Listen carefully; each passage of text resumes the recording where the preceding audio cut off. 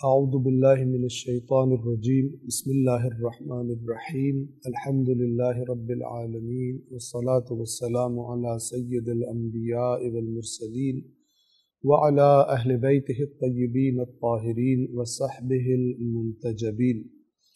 قرآن کریم کے 30ویں اور آخری جز میں ہم نے گزشتہ درس میں سورۃ الماعون تک تمام کر لیا تھا۔ آج کے درس کا آغاز ہم کر رہے ہیں سورۃ الکوثر سے۔ پہلے اس سورہ مبارکہ کی تلاوت اور اس کے بعد ترجمہ اور مختصر وضاحت۔ اعوذ باللہ من الشیطان الرجیم بسم اللہ الرحمن الرحیم انا اعطیناک الکوثر فصل لربك وانحر ان شانئك هو الابتر۔ سورۃ الکوثر کا ترجمہ اور مختصر وضاحت۔ بنام خدائے رحمان رحیم۔ انا اعطیناک الکوثر، یقیناً ہم نے آپ کو عطا فرمایا ہے کوثر۔ لفظ کوثر کا معنی عربی زبان میں ہر چیز، ہر ایسی چیز جو کثیر ہو، کثرت کے ساتھ ہو، زیادہ ہو، تھوڑی نہ ہو، یا دوسرے لفظوں میں ہم کہیں گے خیر کثیر، چونکہ اس کوثر سے مراد شر کی کثرت نہیں ہے بلکہ خیر کی کثرت ہے۔ اس سورہ مبارکہ کی پہلے ہم آیات کا ترجمہ سمجھ لیں اور اس کے بعد اس بات کی طرف اشارہ کریں گے کہ اس کوثر سے کیا مراد ہے۔ انا اعطیناک الکوثر، بے شک ہم نے آپ کو، یعنی رسول اللہ صلی اللہ علیہ وآلہ وسلم کو، کوثر یعنی خیر کثیر عطا فرمائی ہے۔ آیت نمبر 2، فصل لربک وانحر، پس آپ اپنے رب کے لیے نماز پڑھیے اور قربانی دیجیے۔ فصل تو آپ نماز پڑھیے، لربک اپنے رب کے لیے یعنی اللہ تبارک و تعالی کے لیے، وانحر اور قربانی دیجیے۔ لفظ نحر جس سے انحر بنا ہے، اس کا اصل معنی توجہ فرمائے، نون، ہا اور را، سینے کے بالائی حصے کو کہا جاتا ہے۔ جہاں پر اگر مثلا کوئی انسان ہار پہنے تو سینے کا وہ جو بالائی حصہ جس پر ہار پڑا رہتا ہے اسے نحر کہا جاتا ہے۔ اور سینے کے اسی حصے پر اگر مارا جائے، کوئی چیز ماری جائے وہاں پر، تو ایسا کرنے کو بھی نحر کہتے ہیں۔ اور اسی مناسبت سے اونٹ کے ذبح کرنے کو نحر کہا جاتا ہے، کیونکہ اونٹ کے اسی سینے کے بالائی حصے پر تیز دھار آلہ مارا جاتا ہے اور اس کو ذبح کیا جاتا ہے۔ اور پھر اسی معنی کی مناسبت سے جسے ہم قربانی کرنا کہتے ہیں اس کو بھی نحر کہا جاتا ہے۔ مثلا اونٹ کی قربانی، بنیادی طور پر اونٹ کی قربانی، اور پھر اس لفظ کا استعمال عمومی ہے قربانی دینے کے لیے۔ لہٰذا اس آیہ مبارکہ کا ترجمہ کیا کیا جاتا ہے؟ تو آپ اپنے رب کے لیے نماز پڑھیے اور قربانی دیجیے، یعنی وہ اللہ کہ جس نے آپ کو خیر کثیر عطا فرما دی ہے، اب اس کے احسان کا شکر گزاری کا طریقہ کیا ہے؟ نمبر 1، اس کی عبادت، اس کی نماز پڑھنا، اور نمبر 2، جب بھی وہ تقاضا کرے اس کے لیے ہر چیز کو قربان کر دینا، اس کے لیے آمادہ رہنا، جیسا کہ رسول اللہ صلی اللہ علیہ وآلہ وسلم کی زندگی اس بات پر گواہ ہے کہ اللہ کے کام نے جس چیز کا بھی تقاضا کیا، رسول اللہ نے کسی چیز کی قربانی سے دریغ نہیں کیا۔ بس بے شک ہم نے آپ کو خیر کثیر عطا فرمائی ہے، تو آپ اپنے رب کے لیے نماز پڑھیے اور قربانی دیجیے۔ سب کے لیے یہی پیغام ہے۔ اللہ تبارک و تعالی نے، یعنی اگر ہم اس سورہ مبارکہ سے، اگرچہ یہ سورہ مبارکہ کا خطاب رسول اللہ سے ہے، لیکن اگر آیات قرآن میں تدبر کیا جائے تو اس سے پیغام ہر انسان لے سکتا ہے۔ اور وہ پیغام کیا ہے کہ اگر ہم ان نعمتوں کو دیکھیں کہ جو اللہ تبارک و تعالی نے ہمیں عطا کی ہیں، ہماری اپنی نہیں ہے، اس نے عطا کی ہیں، تو جس نے اتنی زیادہ کثرت سے نعمتیں ہمیں عطا کی ہیں، اسی کی عبادت کریں، اور جب بھی اس کا دین تقاضا کرے، وہ اللہ تقاضا کرے، تو ان میں سے، ان نعمتوں میں سے کسی چیز کی بھی قربانی دینے سے ہم دریغ نہ کریں۔ تو یہ پیغام اس کا عمومی پیغام ہے۔ آخری تیسری آیت سورۃ الکوثر کی، فرمایا ان شانئک ھو الابتر، بے شک آپ کا دشمن وہی ابتر ہے۔ دو لفظ ہیں، ایک شانئ اور ایک ابتر۔ لفظ شانئ کہ جس سے شانئک آپ کا دشمن، شانئ کا ترجمہ کیا ہے؟ دشمن۔ اس لفظ کا جو اصل معنی ہے شین، نون اور حمزہ کا، وہ ہے کسی سے سخت بغض رکھنا، کسی سے بدترین، شدید ترین دشمنی اور بغض رکھنا، یہ اس لفظ کا معنی ہے۔ بس ان شانئک، بے شک آپ سے بدترین دشمنی رکھنے والے، آپ سے شدید ترین بغض رکھنے والے، ان کا انجام کیا ہوگا؟ اس شخص کا انجام کیا ہوگا؟ وہی الابتر، ابتر ہوگا۔ ابتر کا معنی کیا ہے؟ اس لفظ کا معنی ہے کسی چیز کو اس کی تکمیل سے پہلے کاٹ لینا یا کاٹ دینا، ابھی وہ کامل نہیں ہوئی، مکمل نہیں ہوئی، کٹ جائے۔ دم کو، کسی جانور کی دم کو مثلا جڑ سے کاٹ دینا، اس کے لیے بھی یہی لفظ استعمال ہوتا ہے۔ اور اسی مناسبت سے وہ شخص کہ جو اپنی مراد حاصل کرنے سے کٹ جاتا ہے، نامراد رہ جاتا ہے، اسے بھی ابتر کہا جاتا ہے۔ وہ فقیر جس کے پاس کچھ بھی نہ ہو، اس کو بھی ابتر کہا جاتا ہے۔ اور وہ انسان جو بے اولاد ہو، جو بے اولاد ہو، اور چونکہ عام طور پر انسان کی نسل عام طور پر لڑکے سے چلتی ہے، بیٹے سے چلتی ہے، تو جس کا بیٹا نہ ہو اس کو بھی ابتر کہا جاتا ہے، اس اعتبار سے کہ اس کی نسل ختم ہو جائے گی۔ یہ زیادہ تر عرب ابتر بغیر بیٹے والے کو کہتے تھے، اس لیے کہ بیٹیوں سے تو وہ شدید نفرت کرتے تھے، اور بیٹی کا گھر میں پیدا ہو جانا ان کے لیے انتہائی شرمندگی کا باعث ہوتا تھا۔ اتنی شرمندگی کہ اس کو سمجھ نہیں آتی تھی کہ اس شرمندگی کے ساتھ زندہ رہوں یا اس بیٹی کو زندہ دفنا دوں مٹی کے نیچے، اور بہت سارے لوگ دفنا دیا کرتے تھے۔ لہٰذا بیٹی کا ہونا نہ ہونا برابر بھی نہیں تھا، بیٹی کا تو ہونا ہی شرمندگی تھا ان کے لیے۔ تو ساری توجہ ان کی بیٹوں کی طرف، جس کی نسل نہ چلے اس کو ابتر کہا کرتے تھے۔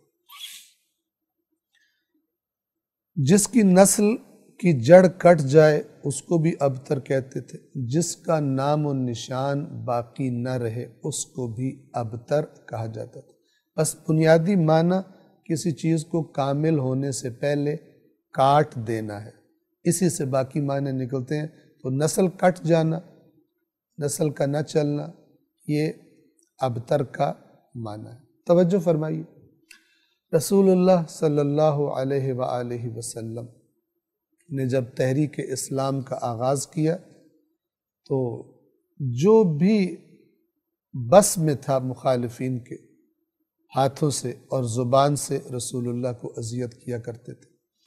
ان میں سے ایک طعنہ جو یہ لوگ رسول اللہ کو دیا کرتے تھے، وہ طعنہ کیا تھا کہ یہ بے اولاد ہے، یہ بے اولاد ہے، اس کی نسل ہی کٹ جائے گی، یہ جب دنیا سے جائے گا۔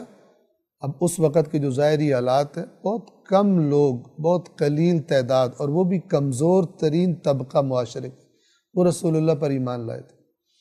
تو ان میں تو اتنی طاقت ہی نہیں تھی کہ وہ اپنے آقاؤں سے، اپنے سرداروں سے بڑھ کر اس تحریک کو مثلاً اس زمانے کے حالات کے اعتبار سے کہہ رہا ہوں کھڑے ہو جاتے اور آگے چلا سکتے۔ تو انہوں نے کہا کہ جیسے یہ دنیا سے جائے گا یہ ابتر ہے، اس کا نام و نشان مٹ جائے گا، اس کی نسل ختم ہو جائے گی۔ تو اب اس طعنے کو اگر ذہن میں رکھا جائے، ابتر کے معنی کو، نسل کٹ جانے کے معنی کو، تو اگرچہ مختلف قسم کے اقوال بیان کیے گئے کوثر سے کیا مراد ہے۔ کہا گیا کوثر سے مراد جنت میں ملنے والا حوض کوثر ہے، کوثر سے مراد رسول اللہ کی کثیر تعداد میں امت ہے، کوثر سے مراد مثلاً فلان ہے۔ لیکن اگر کفار کے طعنے کو صحیح معنوں میں، جو وہ کہتے تھے اس کی نسل ختم ہو جانی ہے اور اس کی نسل کٹ جائے گی، اس طعنے کو اگر ذہن میں رکھا جائے تو اللہ تبارک و تعالیٰ اس طعنے کے بدلے میں رسول اللہ کو جس چیز کی خوشخبری دے رہا ہے، اس کی سب سے زیادہ جو مناسبت بنتی ہے وہ کیا ہے کہ اے رسول جو یہ کہہ رہے ہیں آپ کی نسل کٹ جائے گی، اللہ تبارک و تعالیٰ نے آپ کو کوثر عطا کیا ہے، یعنی کثیر آپ کی نسل چلے گی، آپ کی نسل ختم نہیں ہوگی۔ اور آپ دیکھ لیجئے اللہ کا یہ وعدہ کیسے پورا ہوا، کس کے ذریعے پورا ہوا؟ وہ حقیقی مراد ہے کوثر سے، اور وہ جناب فاطمۃ الزہرا سلام اللہ علیہا، خاتون جنت، رسول اللہ کو سب سے زیادہ جن سے محبت ہے۔ شیعہ اہل سنت کتب کی احادیث کی گواہی کے مطابق رسول اللہ جن کا اگرچہ بیٹی ہیں لیکن چھوٹی ہیں، لیکن بڑوں کی طرح احترام کرتے ہیں، اٹھ کے کھڑے ہو جاتے ہیں، اپنی جگہ پر بٹھاتے ہیں، اور اگر یہ باتیں بیان کی جائے تو نہ ختم ہونے والی باتیں ہیں، فضائل جناب سیدہ فاطمۃ الزہرا سلام اللہ علیہا۔ تو اس طعنے کو اگر مد نظر رکھا جائے تو یہ کوثر سے مراد جناب زہرا سلام اللہ علیہا کی شخصیت ہے کہ اس بی بی کے ذریعے اللہ تبارک و تعالی نے ایک ایسی نسل عطا فرمائی رسول اللہ کو کہ جس میں اسلام کی عظیم ترین شخصیات پیدا ہو، جوانان جنت کے سردار پیدا ہوئے، جناب زینب و ام کلثوم، اور پھر اس کے بعد یہ نسل ایسی آگے چلی کہ آج کثرت کے ساتھ سادات یعنی اولاد علی و فاطمہ علیہم السلام اس روئے زمین پر دکھائی دیتے۔ اور اگر آپ پوچھیں کہ ان کا بھی کوئی ہے جو رسول اللہ کو ابتر کا طعنہ دیا کرتے تھے، تو ان لوگوں کو اللہ نے ایسی گالی بنا دیا ہے کہ فرض کریں ان کی نسل کا کوئی انسان آج ہو بھی تو اپنے آپ کو چھپانے کی کوشش کرے گا۔ وہ جو رسول اللہ کو بے نام و نشان ہونے کا طعنہ دیا کرتے تھے، وہ آج ایسے بے نام و نشان ہیں کہ اگر کوئی ہو بھی تو اپنی نسبت مثلاً ابو جہل کے ساتھ، فلان کے ساتھ بیان کرنے سے ڈرے گا، شرمائے گا، ندامت کا احساس کرے گا، شرمندگی کا احساس کرے گا۔ تو اس مظلومیت کے دور میں قرآن مجید کے سچے وعدوں میں سے ایک یہ بھی ہے کہ یہ جو آپ کو ابتر کہہ رہے ہیں یہ خود ابتر ہو جائیں گے، اور آپ کہ جسے یہ ابتر ہونے کا طعنہ دے رہے ہیں، آپ خیر قصیر اللہ نے آپ کو عطا فرما دی۔ ہم نے عرض کیا کہ اگرچہ چند اقوال ہیں اس بارے میں کہ کوثر سے کیا مراد ہے، لیکن سب سے زیادہ مناسبت جس چیز کی بنتی ہے، اگر ان کفار کا طعنہ مد نظر رکھا جائے تو وہ سب سے زیادہ مناسبت یہی بنتی ہے کہ اس سے مراد جناب فاطمۃ الزہرا سلام اللہ علیہا ہیں، اور آج ان کی نسل کی جو کثرت ہے اور وجود ہے وہ بھی اس بات کا گواہ ہے۔ سورۃ الکوثر یہاں پر تمام ہوتی ہے، اور اس کے بعد سورہ مبارکہ کافرون، سورۃ الکافرون ہے کہ ہم پہلے اس سورہ مبارکہ کی تلاوت کریں گے اور اس کے بعد ترجمہ اور مختصر وضاحت آپ کی خدمت میں عرض کریں گے۔ اعوذ باللہ من الشیطان الرجیم، بسم اللہ الرحمن الرحیم، قل یا ایہا الکافرون لا اعبد ما تعبدون ولا انتم عابدون ما اعبد ولا انا عابد ما عبدتم ولا انتم عابدون ما اعبد لکم دینکم ولی دین۔ پناہ میں خدائے رحمان رحیم۔ سورۃ الکافرون کا ترجمہ اور مختصر وضاحت۔ توجہ فرمائیں، اس سورہ کے مطالب کو جب آپ سنیں گے ان کا خلاصہ کیا ہے؟ اس سورہ کے نزول سے اللہ تبارک و تعالی کس چیز کا اعلان اور اسے واضح کرنا چاہتا ہے؟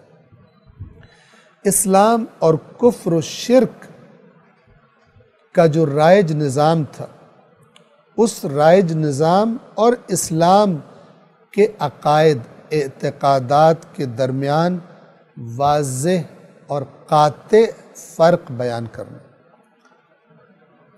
رسول اللہ صلی اللہ علیہ وآلہ وسلم کو حکم دیا جا رہا ہے کہ اپنے اور کافروں کے معبود کے فرق کو قاطعیت سے، وضاحت سے بیان کریں اور اسلام اور کفر کی جدائی کا اعلان کریں۔ توجہ فرمائیے، خطرناک زمانہ ہے، مشکلات کا زمانہ ہے، لیکن مسئلہ توحید اس قدر زیادہ اہم ہے اور بنیادی ترین ہے کہ اس اسلام کے جب طاقت نہیں تھی اور کمزوری کا زمانہ تھا، اس زمانے میں بھی توحید کے معاملے میں انتہائی قاطعیت کے ساتھ اللہ کے نبی کو حکم دیا گیا کہ آپ اعلان کر دیجیے۔ بعض جو روایات وارد ہوئی ہیں اس سورہ مبارکہ کے شان نزول کے بارے میں، ان کا خلاصہ یہ ہے کہ کفار رسول اللہ صلی اللہ علیہ وآلہ وسلم کے پاس آئے اور کچھ اس قسم کا مطالبہ کیا کہ آپ کے معبود کی بھی عبادت کرتے ہیں ہم، اور آپ بھی ہمارے معبودوں کی عبادت کریں، تو جو ہمیں نعمتیں ملیں گی اگر آپ کے معبود کی طرف سے ملیں گی تو ہمارا بھی حصہ ہو جائے گا، اور اگر ہمارے معبودوں کی طرف سے کچھ نعمتیں ملتی ہیں تو ہم آپ کو بھی ان نعمتوں میں شریک کر لیں گے۔ اور یہ بڑا زبردست آئیڈیا ہے، مشرک کے لیے مسئلہ ہی کوئی نہیں، لیکن توحید کا پیغام دینے کے والے کے لیے سب سے بڑا مسئلہ یہی ہے کہ توحید، خدا کی توحید میں، خدا کے صفات میں، خدا کے افعال میں کسی اور کو شریک قرار دینا۔ لہذا بڑی قاطعیت کے ساتھ حکم دیا گیا برات کے اعلان کا۔ تدریجاً اس زمانے میں حالات ایسے بن چکے تھے کہ اب صراحت کے ساتھ جھوٹے معبودوں کا انکار ممکن تھا۔ پس اسلام اور کفر و شرک کے معبودوں کی جدائی کے اعلان کے ساتھ اسلام کی تحریک کو ایک نئے مرحلے میں داخل کر دیا گیا، یعنی کفار کو پتہ چل گیا کہ اس مسئلے پر رسول اللہ کوئی کمپرومائز نہیں کریں گے، کسی لچک کا مظاہرہ نہیں کریں گے۔ اور غالباً اس سورہ مبارکہ کے جو نزول کا زمانہ ہے یہ اسی زمانے کے ساتھ ملتا ہے کہ جس میں اعلانیہ تبلیغ کا حکم دے دیا گیا تھا۔ توجہ فرمائیں۔ بنام خدائے رحمان رحیم، آیت نمبر 1، قل یا ایہا الکافرون، بنام خدائے رحمان رحیم، قل یا ایہا الکافرون، کہہ دیجئے اے کافرو، دو، لا اعبد ما تعبدون، میں اس کی عبادت نہیں کروں گا جس کی تم عبادت کرتے ہو۔ 3، ولا انتم عابدون ما اعبد، اور نہ ہی تم اس کی عبادت کرنے والے ہو جس کی میں عبادت کرتا ہوں۔ 4، ولا انا عابد ما عبدتم، اور نہ ہی میں اس کی عبادت کرنے والا ہوں، یعنی مستقبل میں بھی بھول جاؤ اس بات کو، جس کی تم عبادت کرتے رہے ہو، ما عبدتم، جس کی عبادت تم نے کی ہے، نہ اب اور نہ آئندہ کبھی بھی میں اس کی عبادت کروں گا۔ ولا انتم عابدون ما اعبد، تاکید فرمائی، اور نہ ہی تم اس کی عبادت کرنے والے ہو جس کی میں عبادت کرتا ہوں، یعنی یہ جو شرک کا مزاج ہے تمہارا یہ تمہیں کبھی نہیں چھوڑے گا جب تک کہ اس مزاج کو، اس آئین کو نہ چھوڑ دو۔ لیکن یہ جو تم مطالبہ لے کر آئے ہو کہ تمہارا آئین بھی رہے اور میرا آئین بھی رہے اور ہم اکٹھے ہو جائیں، یہ کبھی نہیں ہوگا، نہ میں چھوڑوں گا اور نہ اس مزاج کے ساتھ تم ان کی عبادت کرنا چھوڑو گے۔ تو پھر نتیجہ کیا ہے؟ لکم دینکم ولی دین، تمہارے لیے تمہارا دین اور میرے لیے میرا دین۔ توجہ فرمائیے، یہ جتنی تاکید تکرار آئی ہے اس مسئلے میں، مختلف جملوں سے ایک ہی بات کو واضح کرنے کی کوشش کی گئی ہے۔ اس کی حکمت کیا ہے؟ یہ جملے بتا رہے ہیں کہ گویا بڑا شدید پریشر کے ساتھ مطالبہ کیا تھا کفار نے رسول اللہ سے، آپ ہمارے معبودوں کی عبادت کریں، ہم آپ کے معبود کی عبادت کریں گے، بیچ کا رستہ نکال۔ تو کفار کو مایوس کرنا ضروری تھا، اور وہ مایوسی ان جملوں کی بار بار جو تاکید ان میں پائی جاتی ہے ان کے ذریعے یہ مقصد حاصل کیا گیا، اور کہا گیا کہ بھول جاؤ، اسلام کی بنیاد ہی اس پر ہے کہ لا الہ الا اللہ، کوئی معبود نہیں ہے سوائے اللہ کے۔ بس اس سورہ مبارکہ کا جو بنیادی مقصد ہے وہ کفار کے مطالبے کے جواب میں اسلام کے توحید اور ایک اللہ کی عبادت کے مسئلے کو اجاگر کرنا ہے، پوری قاطعیت اور وضاحت کے ساتھ۔ یہاں پر ایک اور نقطے کی بھی وضاحت آپ کی خدمت میں ہم عرض کر دیں، اور وہ نقطہ یہ ہے کہ بعض لوگ کہ جو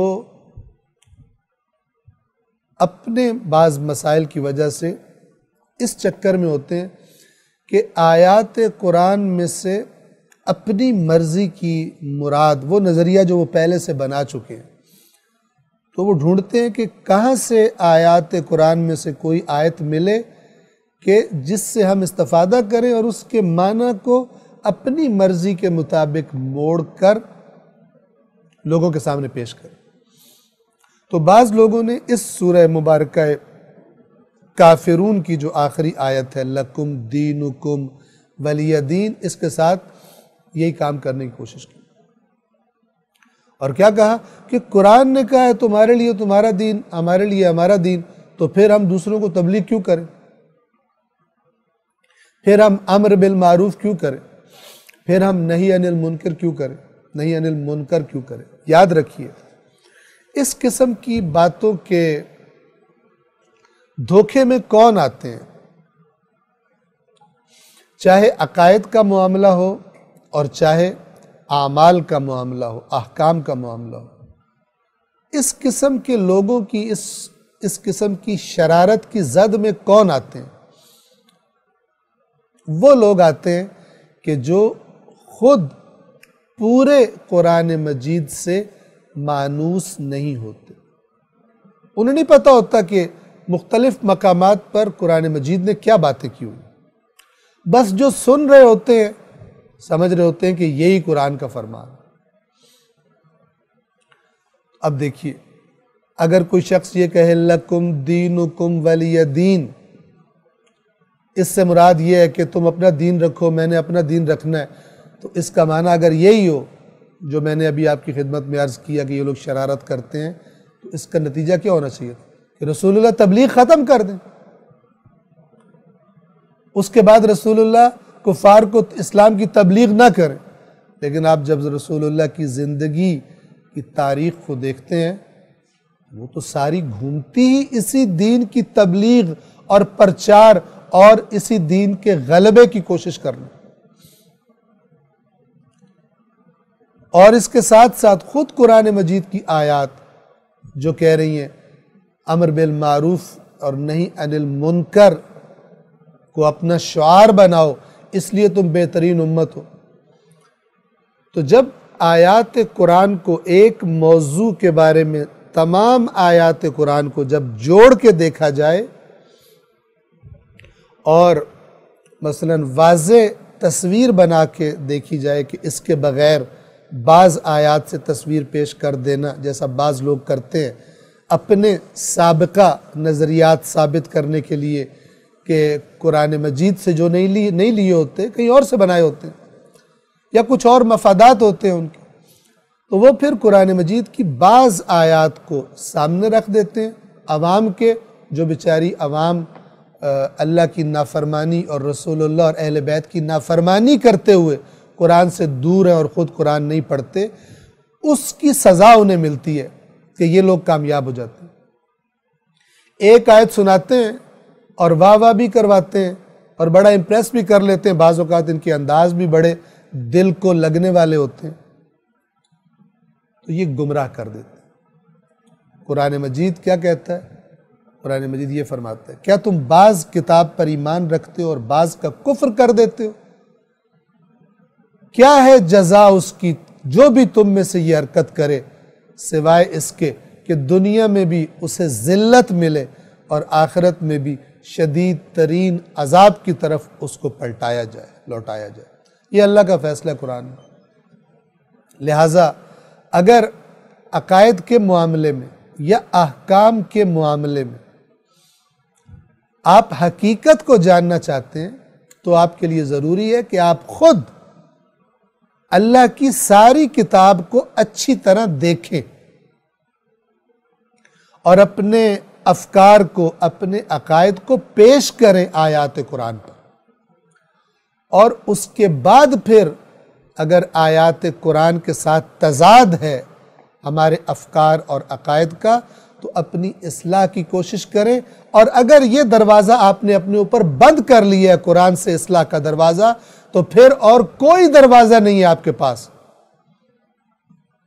پھر وہی فرقے ہیں اور وہی آبا پرستی ہے اور وہی بزرگان اور اپنے اپنے مسلک کے علماء کی پرستش اور ان کی اندھی تقلید ہے، عقائد کے بارے میں بھی، اصول دین کے بارے میں، پھر کوئی راستہ نہیں بچتا۔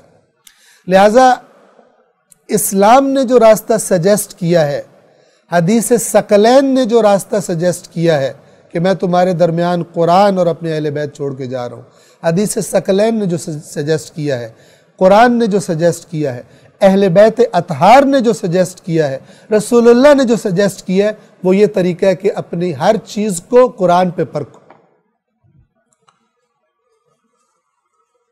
لیکن آپ دیکھ رہے ہیں اپنے معاشرے میں، ہم اپنے گریبان میں جھانک کے دیکھیں کہ ہم میں سے کتنے افراد ہیں کہ جنہوں نے اللہ اور رسول اور اہل بیت کا جو تجویز کردہ، انہوں نے جو سجیسٹ کیا ہے، انہوں نے جو حکم دیا ہے کہ اس طریقے سے دین کو سمجھو، کتنے لوگ اس پر چلتے ہیں۔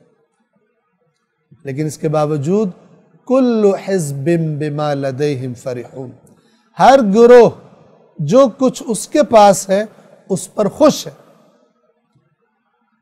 اور اپنے آپ کو ہی سمجھتا ہے کہ میں ہی حق پر ہوں اور دوسرے باطل ہیں، اور میں ہی جنتی ہوں اور دوسرے جہنم میں۔ انشاءاللہ ہم اس مسئلے کو بار بار تکرار کرتے رہتے ہیں تاکہ شوق پیدا ہو، رغبت پیدا ہو، اور ہم قرآن مجید کو سمجھنے کے لیے پڑھیں، اپنی اصلاح، اپنے افکار اور عقائد کی اصلاح کے لیے پڑھیں۔ سارے قرآن کو پڑھیں، نہ یہ کہ جو ہماری مرضی کا ہے اسے آنکھیں کھول کر، اور جو ہماری مرضی کا نہیں ہے اس سے آنکھیں چرا کر، اور اس میں اپنے بنائے ہوئے ڈھکوسلوں سے اس کی غلط تعویلیں کر کے۔ نہ، اللہ سے بڑھ کر کوئی بات سمجھانے والا نہیں ہے۔ اللہ نے جو بات قرآن میں کی ہے وہ ہر بات سے اہم بات ہے، اللہ غیر اہم باتوں کو نہیں کیا کرتا۔ جب تک یہ ہمارا مزاج نہیں بنے گا تو پھر ہم تیار رہیں، روز قیامت اللہ کے رسول کی شفاعت کے بجائے اللہ کے رسول کی قرآن سے دور ہو جانے کی شکایت کا سامنا کرنے کی ہم پھر تیاری کریں، جو قرآن نے خود بتایا ہے۔ اور جو قرآن نے بتایا ہے وہ شکایت ہونی ہے، اور وہ لوگ زد میں آئیں گے جنہوں نے قرآن مجید سے دور رہ کر، قرآن کی تعلیمات سے دور رہ کر، قرآن مجید میں غور و فکر سے دور رہ کر زندگیاں گزاری ہوں گی، چاہے جو بھی کرتے رہیں اس شکایت کی زد میں آئیں گے۔ اس شکایت سے بچنے کا ذریعہ یہی ہے کہ ہم خود اللہ کی کتاب کو غور و فکر اور توجہ کے ساتھ پڑھنے کا مزاج بنائیں اور اس پر عمل کریں، اس کے لیے شیڈول بنائیں تاکہ ان الٹی سیدھی باتوں سے بچ سکیں۔ سورۃ الکافرون کے بعد اگلی سورہ مبارکہ نصر ہے، سورۃ النصر۔ پہلے ہم اس کی تلاوت کریں گے اور اس کے بعد اس کا ترجمہ اور مختصر وضاحت آپ کی خدمت میں بیان کریں گے۔ اعوذ باللہ من الشیطان الرجیم، بسم اللہ الرحمن الرحیم۔ اذا جاء نصر اللہ والفتح ورأيت الناس يدخلون في دين الله أفواجا فسبح بحمد ربك واستغفره إنه كان توابا۔ سورۃ النصر کا ترجمہ اور مختصر وضاحت۔ بنام خدائے رحمان رحیم۔ آیت نمبر 1، اذا جاء نصر اللہ والفتح، جب اللہ کی مدد آ جائے گی اور فتح، جسے ہم فتح بولتے ہیں، یعنی غلبہ، دشمن پر کامیابی، فتح حاصل ہو جائے گی۔ آیت نمبر 2، وَرَأَيْتَ النَّاسَ يَدْخُلُونَ فِي دِينِ اللَّهِ أَفْوَاجًا، اور آپ دیکھیں گے لوگوں کو کہ وہ داخل ہو رہے ہیں اللہ کے دین میں، افواجن، فوج کی جمع ہے، فوج در فوج، گروہ در گروہ اللہ کے دین میں داخل ہو رہے ہیں۔ جب یہ آپ دیکھ لیں تو آپ کیا کریں؟ آیت نمبر 3، فسبح، تو تسبیح کیجئے، بحمد ربک، اپنے رب کی حمد کے ساتھ۔ یہ جو ہم کہتے ہیں سبحان ربی الاعلی و بحمدہ، سبحان ربی العظیم و بحمدہ،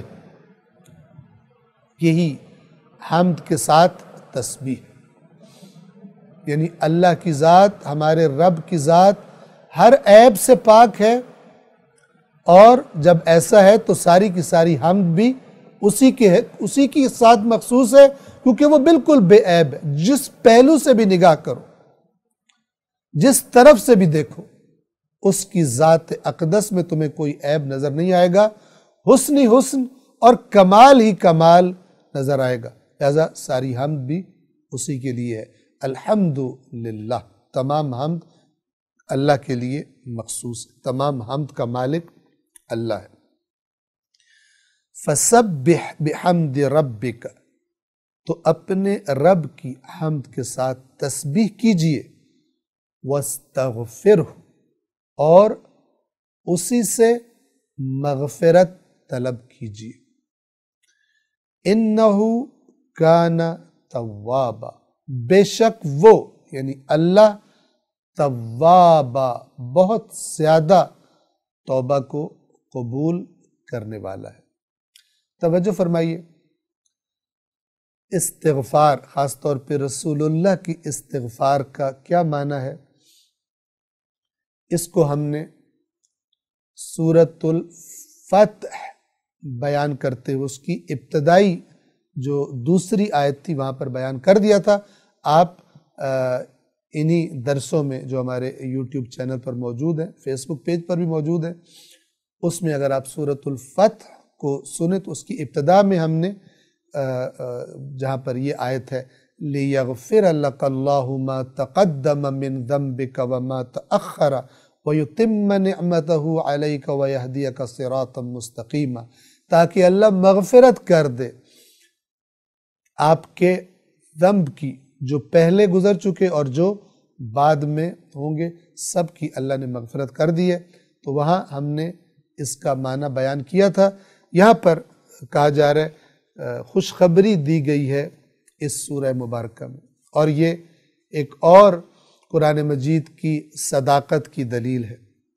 یہ سورہ مبارکہ نصر صلح حدیبیہ کے بعد اور فتح مکہ سے پہلے کے زمانے میں نازل ہوئی ہے۔ اللہ تبارک و تعالیٰ نے خود سورۃ الفتح کا بھی جو آغاز کیا، فرمایا اِنَّا فَتَحْنَا لَكَ فَتْحًا مُبِينًا، ہم نے آپ کو، یہ جو حدیبیہ میں معاہدہ ہوا ہے، یہ ہم آپ کو فتح مبین، روشن، جس میں شک کی کوئی نہیں ہے، واضح فتح آپ کو ہم نے عطا کر دی۔ اور پھر آپ دیکھیے آئندہ کی خبر کیا فرمایا گیا کہ جب اللہ کی مدد آئے گی اور فتح حاصل ہو جائے گی۔ یہاں پر فتح سے مراد فتح مکہ ہے، اور آپ کیا دیکھیں گے کہ لوگ قلیل تعداد میں نہیں، گروہ در گروہ، قبیلے کے قبیلے اللہ کے دین کو قبول کریں گے۔ آپ دیکھیں گے جب یہ وعدہ پورا ہو جائے اور آپ یہ سب دیکھ لیں، فَسَبِّحْ بِحَمْدِ رَبِّكَ وَاسْتَغْفِرْ، اپنے اس رب کی حمد کے ساتھ تسبیح کیجئے کہ جس نے اپنا وعدہ پورا کر دیا، جس میں یہ عیب نہیں ہے کہ وہ وعدہ کرے اور وعدہ پورا نہ کرے، اور کوئی عیب بھی نہیں ہے اس میں۔ اِنَّهُ كَانَ تَوَّابًا، بے شک وہ بہت زیادہ توبہ کو قبول کرنے والا ہے۔ توبہ کا مطلب کیا ہے؟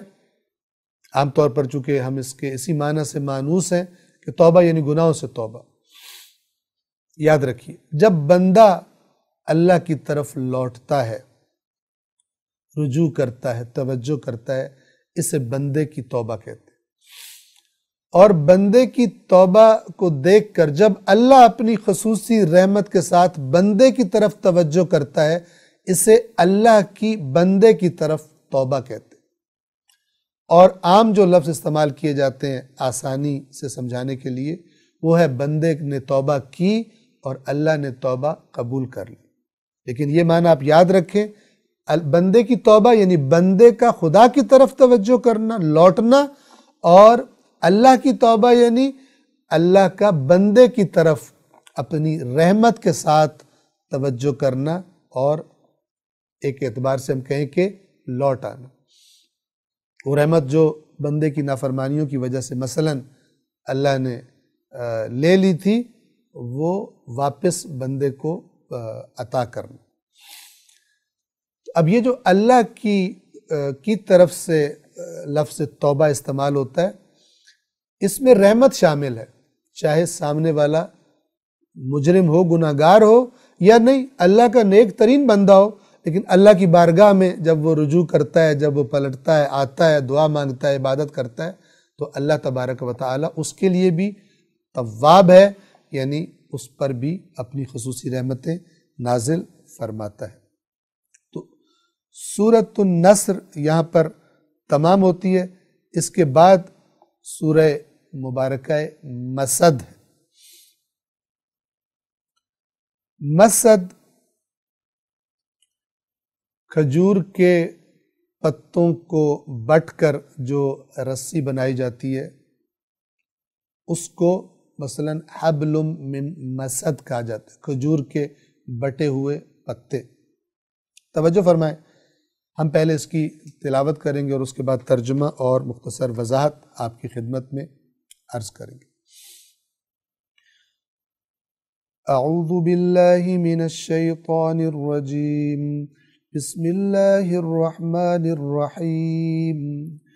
تبت یدا ابی لہب وتب ما اغنى عنہ مالہ وما کسب سيصلى نارا ذات لهب وامرأته حمالة الحطب في جيدها حبل من مسد۔ سورۃ المسد کا ترجمہ اور مختصر وضاحت۔ آیت نمبر 1، تبت یدا ابی لہب وتب، ابو لہب کے ہاتھ ٹوٹ گئے اور وہ ہلاک ہوا۔ 2، ما اغنا عنہ مالہ وما کسب، نہ تو اس کا مال اس کے کسی کام آیا اور نہ جو اس نے کمایا تھا۔ اس کی ہم وضاحت آپ کی خدمت میں عرض کریں گے۔ توجہ فرمائیے، یہ سورہ مبارکہ بھی قرآن مجید کی صداقت پر اور بہت ساری چیزوں کے ساتھ ساتھ یہ بھی ایک واضح اور روشن گواہی دینے والی ہے۔ آپ کو معلوم ہے ابو لہب رسول اللہ صلی اللہ علیہ وآلہ وسلم کا چچا ہے۔ رسول اللہ کا بچپن اس کے سامنے گزرا ہے، لیکن جیسے ہی اللہ کے نبی نے اسلام کی تحریک کا اعلان کیا تو یہ شخص اپنے بھتیجے کا بدترین مخالف بن کر ظاہر ہوا۔ یہ خوبصورت بھی تھا، یہ جس کو ابو لہب کہا جاتا ہے، لہب آگ کے شعلے کو کہتے ہیں۔ اس کے رخسار، اس کا رنگ اتنا سرخ و سفید تھا کہ اس رنگ کی سرخی و سفیدی کی وجہ سے اس کو ابو لہب کہتے تھے۔ بہت مالدار تھا اور مالدار ہونے کی وجہ سے بہت سارے تعلقات تھے اس کے لوگوں کے ساتھ، یعنی اس کی لابی بڑی مضبوط تھی مکہ میں۔ اس کی محفل کے لوگ مثلاً بڑے بڑے لوگ تھے۔ اس شخص نے، یعنی یہ سر فہرست ان لوگوں میں سے ہے کہ جنہوں نے رسول پاک کی مخالفت کی۔ ایک واقعہ جو ملتا ہے تاریخ میں اور اسے کسی فلم میں فلمایا بھی گیا ہے، اور وہ ہم نے دیکھا، آپ کی خدمت میں عرض کریں کہ مکہ کے دو نوجوان آپس میں گفتگو کر رہے ہیں ابو لہب کے بارے میں۔ سورہ لہب نازل ہو چکی ہے، سورہ مسد یہ نازل ہو چکی ہے۔ اس زمانے میں ابو لہب ابھی زندہ ہے، اپنی مخالفت پر ڈٹا ہوا ہے۔ تو ان میں سے ایک جوان دوسرے سے کہتا ہے کہ یار، اگر ابو لہب میں عقل ہو تو اس کو چاہیے کہ اسلام قبول کر لے۔ کیوں؟ اس لیے کہ اگر ابو لہب اسلام قبول کر لے تو قرآن غلط ثابت ہو جائے گا، اس لیے کہ یہ جو سورہ مسد ہے، یہ ایک نوجوان دوسرے سے کہہ رہا ہے کہ یہ جو سورہ مسد ہے، اس نے تو کنفرم کر دیا ہے کہ ابو لہب جہنمی ہے اور یہ اسلام قبول نہیں کرے گا، یہ بھی جہنمی ہے، اس کی بیوی بھی جہنمی ہے۔ تو اگر ابو لہب میں عقل ہو اور وہ محمد صلی اللہ علیہ وآلہ وسلم کو غلط ثابت کرنا چاہے لوگوں میں، اسے چاہیے کلمہ پڑھ لے، پاس چلا جائے اپنے بھتیجے کے اور کلمہ پڑھ لے، اس کے کلمہ پڑھتے ہی ثابت ہو جائے گا قرآن غلط ہے۔ تو دوسرے نوجوان نے اس سے کہا اگر ایسا ہے، اس کا مطلب یہ ہے کہ اگر ابو لہب نے مرتے دم تک اسلام قبول نہ کیا تو پھر محمد سچے صلی اللہ علیہ وآلہ وسلم۔ آپ غور کیجئے، بڑی سادہ بات ہے۔ اور پھر کیا ہوا؟ ابو لہب نے اسلام قبول نہیں کیا مرتے دم تک، اور اپنے عمل سے ثابت کر گیا کہ قرآن نے جو آئندہ کی خبر دی ہے اس کے جہنمی ہونے کی، وہ برحق ہے۔ سورہ مسد بتا رہی ہے کہ نہ ابو لہب نہ اس کی بیوی دونوں کبھی اسلام قبول نہیں کریں گے اور جہنمی ہے۔ سَيَصْلَى نَارًا ذَاتَ لَهَبٍ، ان قریب بھڑکتی ہوئی شعلوں والی آگ میں جلے گا یہ۔ اگر یہ اسلام قبول کر لیتا کتنا آسان تھا، کہتا محمد آپ کا قرآن غلط ثابت ہو گیا، میں نے اسلام قبول کر لیا، نہیں کیا۔ اللہ اس کے اندر کی وہ جو زد بازی، خدا سے بہتر کون علیم بذات الصدور ہے، خداوند عالم سے بہتر کون عالم ہے، جانتا ہے کہ ابو لہب کا مزاج اسے کبھی نہیں چھوڑے گا۔ یہ اس لیول پر پہنچا ہوا ہے کہ یہ ہے با اختیار ہے، جو مرضی کرے، ایسا نہیں کہ اختیار سلب ہو گیا۔ لیکن اور یہ بات بڑی غور طلب اور سمجھنے والی ہے اس لحاظ سے بھی کہ ہم اگر ہمارے اندر ضد بازی اور ہٹ دھرمی اور اپنی غلط بات پر بھی ڈٹ جانے کا مزاج ہے تو اس مزاج کو ٹھیک کریں، اپنی اکڑ کو، مزاج کی اکڑ کو کچھ کم کر لیں۔ یہ مزاج ابو لہب بنا دیتا ہے انسان کو، ضد بازی اور ہٹ دھرمی اور تکبر۔ جیسے ایک ٹیچر کو پتہ، یہ کوئی تعجب کی بات نہیں ہے کہ کوئی کہے اس کا مطلب ابو لہب میں کا تو اختیار ہی ختم ہو گیا۔ اختیار ختم نہیں ہوا۔ آسان سی مثال دیتا ہوں، ایک ٹیچر ایک بچے کے ماں باپ کو بلا کے کہتا ہے تمہارا بچہ فیل ہے، ابھی امتحان مہینے بعد ہے۔ آیا ٹیچر کے یہ کہہ دینے سے کہ یہ بچہ تمہارا فیل ہے بچے کا اختیار ختم ہو جائے گا؟ نہیں۔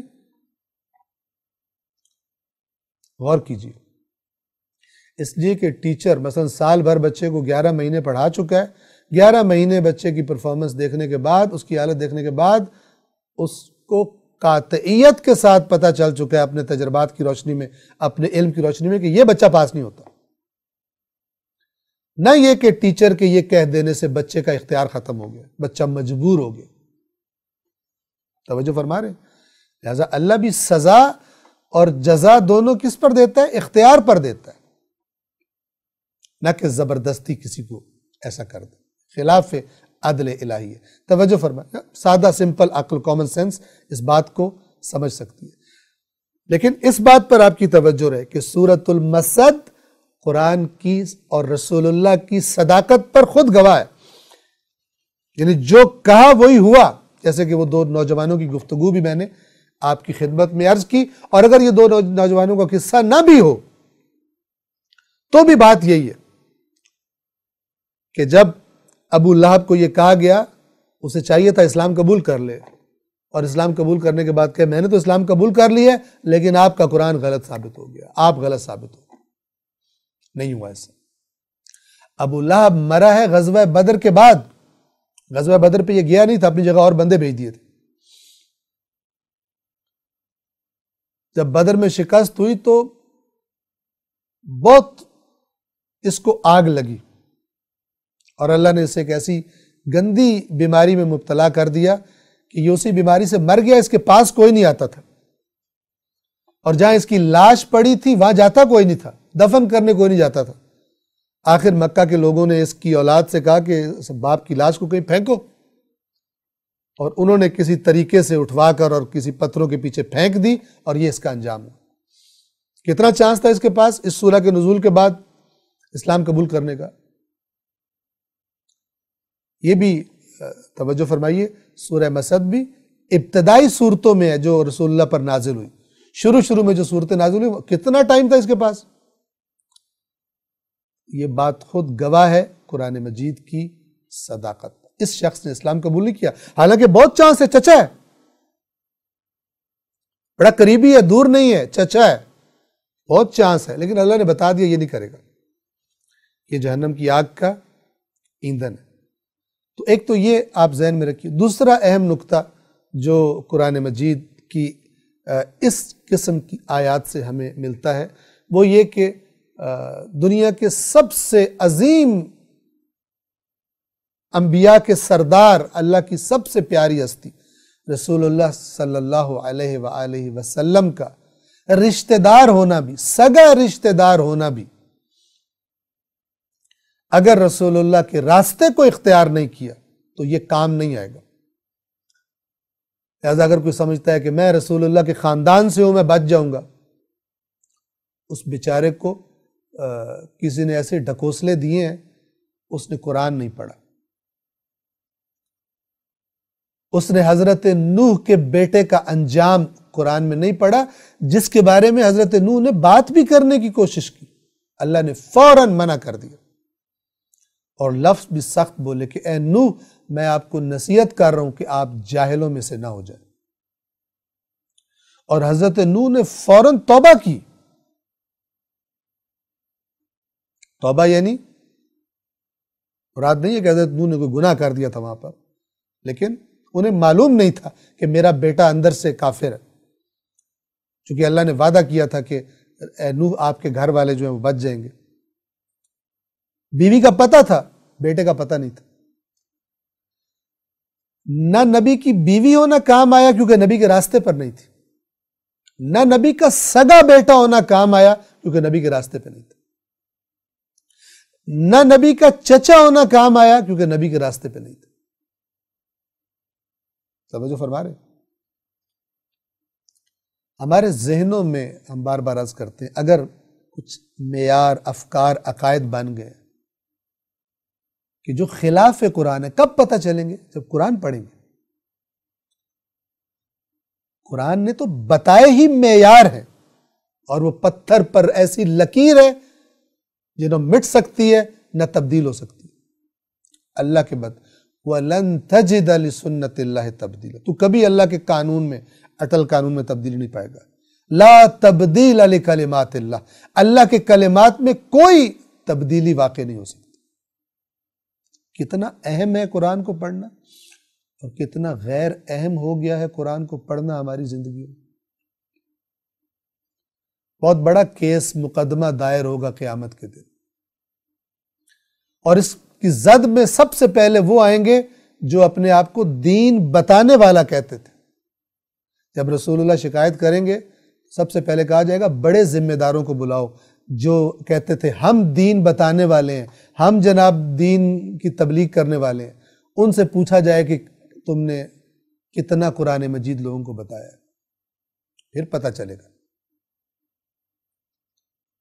کیونکہ ظاہر ہے جب کوئی کیس ہوتا ہے، اس میں جس کا جتنا کردار ہوتا ہے اس پر اتنا پھر مقدمہ دائر کیا جاتا ہے، اور یہ کیس تو دائر ہونا، یہ ایف آئی آر تو کٹنی ہی کٹنی ہے۔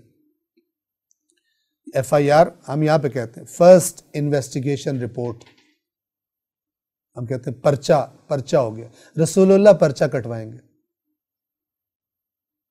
اس عظیم ترین عدالت میں۔ پروسیڈنگز ہوں گی ایسی عدالت میں کہ جہاں سے کسی کو اجازت نہیں دی جائے گی کہ ایک دفعہ واپس چلے جاؤ اور اپنی اصلاح کر لو جو خرابیاں تم سے ہو چکی ہیں، کبھی بھی مہلت نہیں دی جائے گی۔ جس نے اصلاح کرنی ہے وہ یہیں پر اپنی اصلاح کرے۔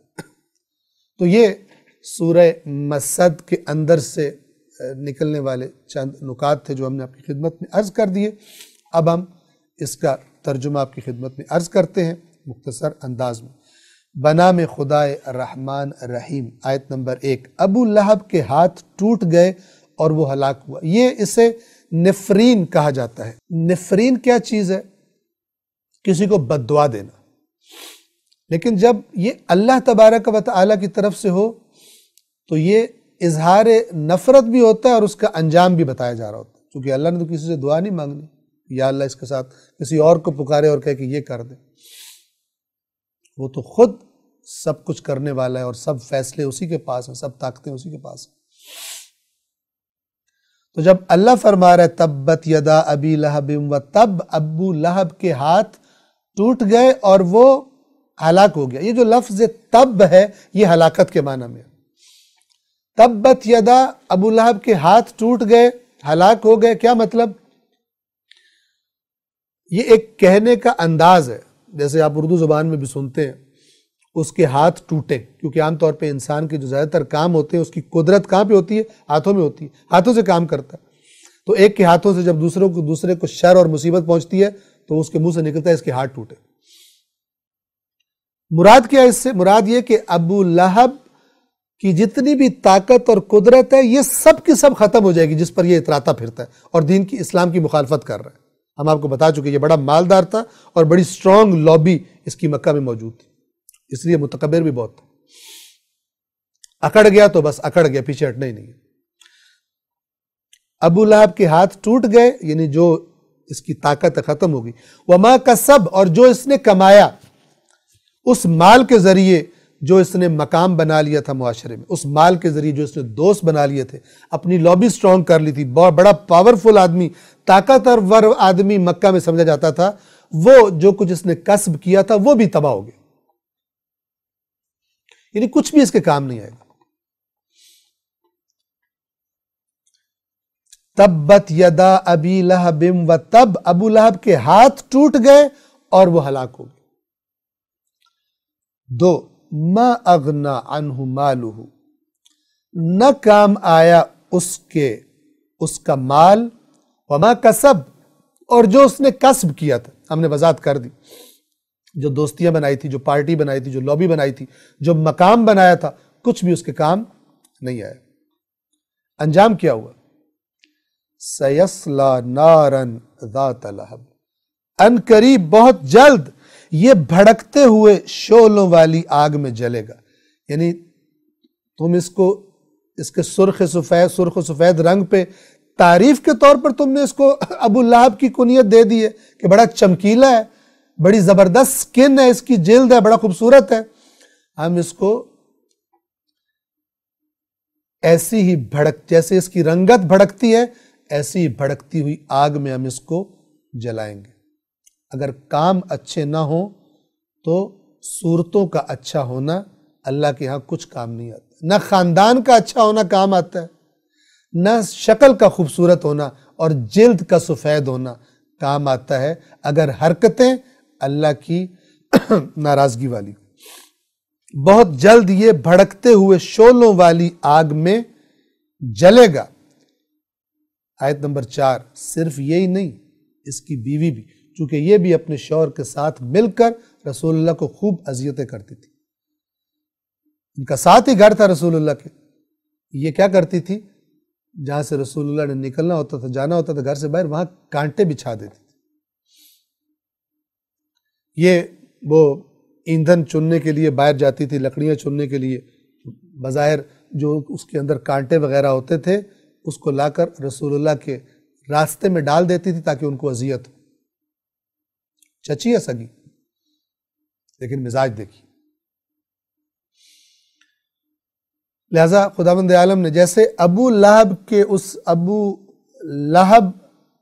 لہب لفظ والا وہی لفظ استعمال کیا جہنم کی آگ کے لیے، سیصلی نارا ذات لہب، یہ ایسی آگ میں جائے گا، وہاں بھی لہب ہے اس کے لیے، بھڑکتے ہوئے شعلے، اور یہاں بھی جو اس کی بیوی جو وہ ایندھن اٹھا کے لاتی تھی اور وہ گلے میں ایک رسی ڈال کے اس نے باندھا ہوتا تھا جیسے عورتیں باندھتی ہیں پیچھے اس ایندھن کو، وہی تصویر اللہ تبارک و تعالیٰ نے فرما رہا ہے کہ یہ جو اپنے لیے ایندھن جمع کر رہی ہے، یہ گویا کہ اپنے آگ میں جلنے کے لیے اپنی حرکتوں سے ایندھن جمع کر رہی ہے، اور یہی بوجھ جیسے وہ لکڑیاں اٹھاتی ہے، یہ انہی حرکتوں کا بوجھ اس سمیت وہ جہنم میں جائے گی اور جلے گی۔ وَامْرَأَتُهُ، اور اس کی عورت اور اس کی بیوی کہ جو حمالۃ الحطب، حاملہ کہتے ہیں کسی چیز کو حمل کرنے والی، حمالہ بہت زیادہ حمل کرنے والی، بہت زیادہ بوجھ اٹھانے والی۔